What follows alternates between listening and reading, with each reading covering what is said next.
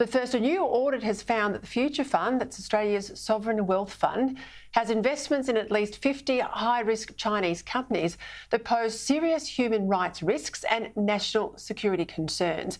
This includes 22 companies associated with the Chinese Communist Party or the People's Liberation Army, 14 companies linked to the oppression of Uyghurs in Xinjiang, and 14 companies linked to investments in countries which Australia has sanctioned, including Russia, Iran and North Korea. Joining me now to discuss this, Shadow Home Affairs Minister James Paterson, who has drawn attention to these findings. Senator, welcome. Thank you for your time. I have to say, I was surprised to find that the Future Fund has this volume of exposure to these Chinese investments. Explain to viewers at home why this concerns you as much as it does, Senator Paterson. Good evening, Peter. Well, look, I was disturbed to find these results as well. 119 investments in China, 50 of which are high risk. And to give some flavour to your viewers, one of the companies is Bao Steel. That's a company which has been a beneficiary of the Chinese Communist Party's intellectual property theft campaign against Western interests. It's a company which supplies the People's Liberation Army, and like many other companies that operate in China, it's been implicated in human rights abuses against the Uyghur people in Xinjiang, including the use of forced labour. It's not the kind of thing that you would hope that Australia's retirement savings or indeed our taxpayer dollars are invested in.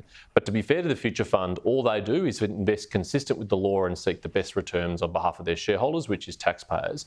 The problem here really is that the Albanese government provides no guidance and indeed imposes no restrictions at all on any outbound Australian investment, even by the Future Fund, let alone our superannuation industry. And it's resulted in this very risky exposure that means that our money could be inadvertently aiding a potential future adversary or be complicit in a serious human rights abuse. And not even in sanctioned countries, James? Well, that's right. I mean, one of the group of companies that are invested, the Future Fund is heavily invested in, is the Chinese finance industry, including Chinese banks. And the behaviour of the Chinese banks after Russia's invasion of Ukraine is very illustrative.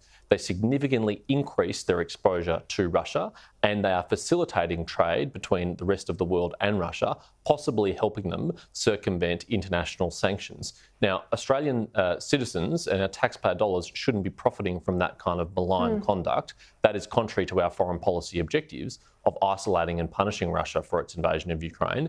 And yet they're doing that, and not just with Russia, with Iran too, who we know is a malignant force in the Middle East and behind many of the attacks on Israel, with North Korea, a country that we've sanctioned for years and years and years because of its behaviour.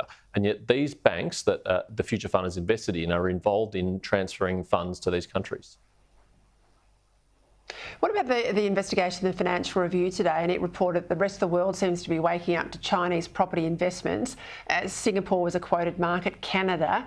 But in Australia, if a Chinese citizen's got a child here on a visa studying, let's say, they can buy a home in Australia, and there's no sense that when that student leaves, if they do, that that home will be sold up as supposedly is the rules. Surely we've got to rethink this exemption too, don't we? Well, certainly Australian investors in China or Australian citizens living in China don't find it anywhere near as easily to buy property there or even rent property without approval from the Chinese government. It's extremely strictly enforced. And at a time when we have a rental affordability crisis, a housing affordability crisis, and a generation of young Australians who believe they'll never be able to enter into the property market, having cashed up foreign buyers, particularly those who are really just looking for a store of wealth offshore because their own country is not a safe place to store their wealth, that really doesn't add up to me anymore. And that is the case with Chinese foreign investors often. They are trying to get their money out of China to a safe jurisdiction where they can keep it. Frankly, I'm not sure all of that money was earned appropriately, and I think there should be much greater scrutiny on that money and on that investment.